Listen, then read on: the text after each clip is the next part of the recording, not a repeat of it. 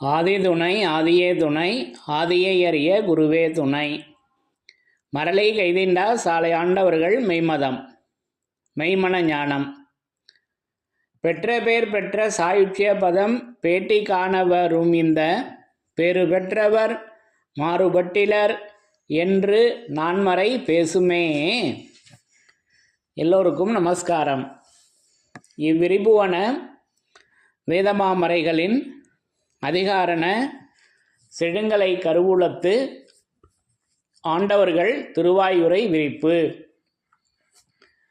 இந்த மெய்ப்பாதை வேறு வேதம் ஆசான் திருமேனி. வேதத்தை ஓதினாலே புண்ணியம். வேதங்கள் பூராவும் தித்திக்குது. திருமறை குரு பெருமான்.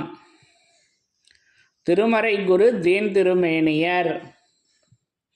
வேத ஏட்டில் எழுதி உள்ளதை படிப்பதன் பயன் இறைவனை காண்பதுதான்.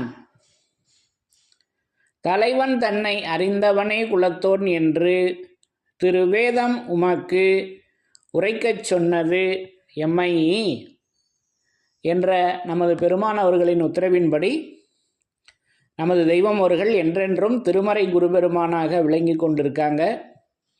அப்போ அந்த தெய்வ திருமறையிலிருந்து யமனை வென்ற திருமறையின் சிறப்புகளை ஒவ்வொன்றாக படித்து தரிசனை செய்து வருகிறோம். அதன்படி இன்றைக்கு நான் எடுத்துக்கொண்ட வாசகம் நம்முடைய ஆதிமை உதயபுராண வேதாந்த நூலிலிருந்து ஒரு பாடல். இப்போ இந்த பாடல் வரிகளில் நமது தெய்வம் அவர்கள் திருமறையாக விளங்கி கொண்டு நமக்கு வருகின்ற அந்த யமவடரின் ஆபத்தினை மாற்றி வைக்கின்றார்கள் என்பதை திருமறையாக நின்று திருமறையாக விளங்கி கொண்டு எவ்வாறு மாற்றி வைக்கின்றார்கள் என்பதை அற்புதமாக எடுத்து வழங்கியிருக்காங்க. இந்த வாசகங்களை படித்து தரிசனை செய்யலாம். பிரம்மோதய மெய்வழிச்சாலை ஆண்டவர்கள் ஆதிமை உதயபூரண வேதாந்தம். ஆதிமை உதயபுரண வேதாந்தம் ஊழி தீர்ப்பு கண்ணி பக்கம் எண் 401. சாதிகளின் கர்த்தாவே வந்த வரலாறு மான்மியம் உண்டாச்சு. தனியே போ என்று என்னை தள்ளிவிட்ட என்பாடு. கொள்ளிவாய் பிசாசுகளும் கொடுமிருகம் பேயினங்கள் சூழ்ந்த கடலினுள்ளே ஆழ்ந்தேறி நீந்தி வந்தேன். அன்று தொட்டு இன்று வரை வண்டர் வழி நீந்தி வந்து வைத்த குறி தவறாது வந்து நின்றேன் கானகத்தே. ஒண்டியாய் நான் தனியே ஊழி விதி பாதை வரும். 12 நாள் மெய்வழியின் பத்தினியும் நானானால். உன்னத மெய்யொரு சொல் உத்தமியும் நானானால். வான்வித்தை வைத்திருக்கும் வாக்குமியும் நானானால். சன்னதத்தை பெற்றெடுத்த சத்தினியும் நானானால். யமன் அழிவுக்கு சாபம் இடுகு மங்கை நானானால். சாவா வரச்சீட்டு தருகு மங்கை நானானால். யமன் அழிவுக்கு சாபம் இடுகு மங்கை நானானால்.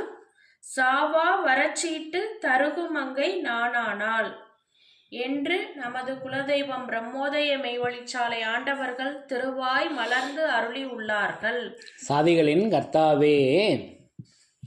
இப்போ இந்த ஊழி தீர்ப்பு கண்ணியில் வந்த வரலாறு மான்மியம் உண்டாச்சு, அந்த மான்மிய சரிதம் அதை எடுத்து சொல்லி 6 நாமங்களில் 5 நாமங்களை 6 வரிகளில் 5 நாமங்களை எடுத்து கொடுக்குறாங்க அல்லவா. அது 12 நாள் மெய்வழியும் 12 நாள் மெய்வழியின் பத்தினியும் நானானால். படிங்க.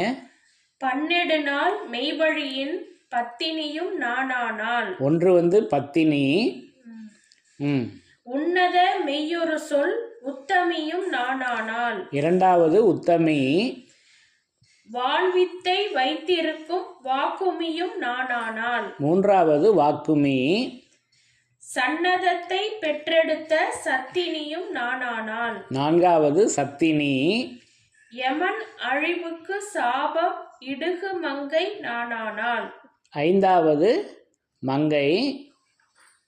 சாவா வரச்சீட்டு தருகு மங்கை நானானால். ஆறாவதும் அந்த 5வது நாமமாக வந்த அந்த மங்கையே அல்லவா. இப்போ அந்த 6 வரிகளில் 5 நாமங்களை எடுத்து தர்றாங்க. பத்தினி, சத்தினி, உத்தமி, வாக்குமி, மங்கை. சரியா? அந்த இதை மட்டும் எடுத்து சொல்லுங்கள். ஃபஸ்ட்டு இதில் 12 நாள் மெய்வழியும் பத்தினியும் பத்தினி. ஃபஸ்ட்டு வர்றது பத்தினி, உத்தமி, வாக்குமி, 3வது வாக்குமி, சத்தினி, 4வது சத்தினி, 5வது மங்கை. 5வது மங்கை. அப்போ இந்த 5 வித நாமங்கள் இருக்கு அல்லவா. இது நம்ம ரொம்பவும் கஷ்டப்பட வேணாம். இந்த 5க்குள்ளேயே அது அந்த 5ம் என்ன என்பதை விளக்கமாக தான் வச்சுருக்காங்க. அதிலையே தேடி அறிந்து கொள்ளலாம். பத்தினி, சத்தினி, உத்தமி, மங்கை இந்த 4ம் எப்படி இருக்குதுன்னா அது வாக்குமியாக இருக்குதுங்க. அது எப்படி இருக்குது? வாக்குமியாக இருக்குது. இப்படி நான் அந்த வாக்கை, நமது தெய்வம் அவர்களின் அந்த திருவாக்கை நான் இப்படி தரிசனை செய்கிறேன், அந்த வாசகத்திலேயே தரிசனை செய்கிறேன் அல்லவா.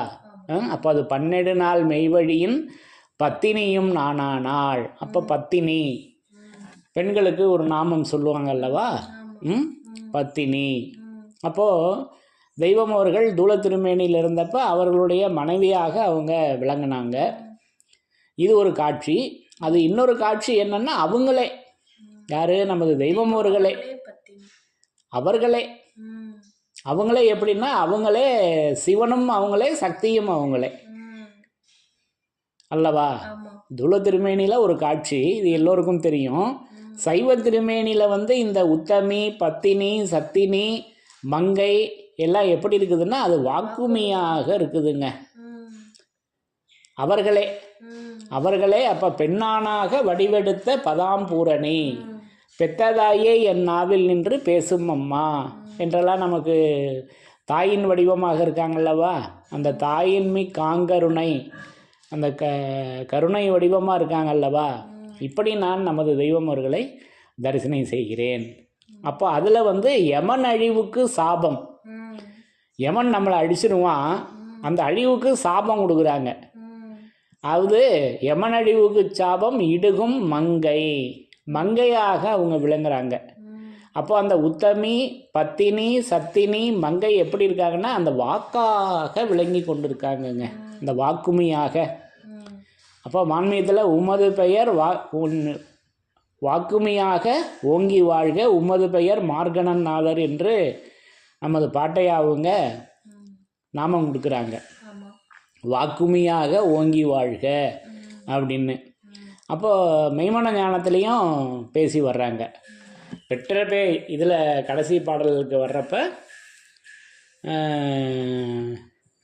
நாதன் மெய்மன ஞானம் என்று ஓதினோர் மார்க நாதர் என்றறிந்து உற்ற மெய்நிலை போதமே. ஓதினோர் மார்க, அந்த ஓதினோர் மார்க்க நமக்கு இங்கே நடுவில் பேசி வர்றப்ப கண்ணனூர் ஏரி கரையிலே நின்று அந்த பாடல் வரிகளில் பேசி வர்றப்ப எப்படி நமக்கு அதை வழங்கி வர்றாங்க அப்படின்னாக்கா, கண்ணனூர் ஏரி கரையிலே நின்று கலங்கினேன் காணாமலே காமில் என்னை எழுத்துமே ஞான கங்கையாழியில் சேர்க்கவும். அந்த பாடலில் கடைசி பாடலில் பேசி வருவாங்க. வாய் திறந்துமே வாக்மி மார்கணன் நாதர் என்றனை கூவினார். வாய் திறந்துமே வாக்மி, அதற்கு மேல் வரி என்ன வருது? மண்ணில் விண்ணிலும் என்னையாக்கிய மாசரு என் தேசிகர். மண்ணில் விண்ணிலும் என்னை ஆக்கிய மாசரும் என் தேசிகர், வாய் திறந்துமே வாக்மி மார்கணன் நாதர் என்று என்னை கூவினார் என்று.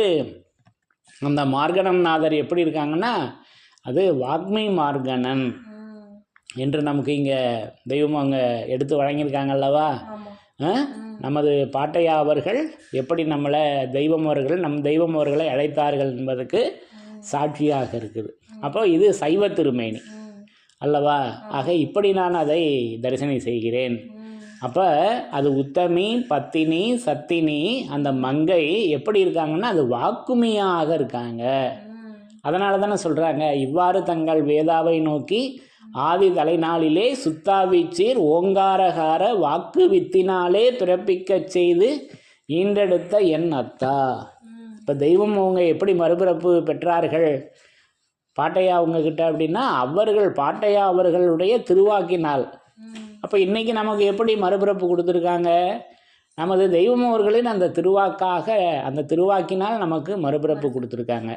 அது யமனழிவுக்கு சாபம் இடுகும் மங்கையாக அவங்க இருக்காங்க. அது உத்தமியாம் கற்புடைய மங்கைதானே என்று அகத்திய மகாமுனிவர் தீர்க்க தரிசனம்லாம் இருக்குல்லவா, தானான கற்பமடா விஞ்சை மூலம் சமரசமாய் சொல்லுகிறேன் மைந்தா கேளு, மானான மங்கையடா மதன ரூபி, மகத்தான சத்தியடா மார்க்கக்காரி.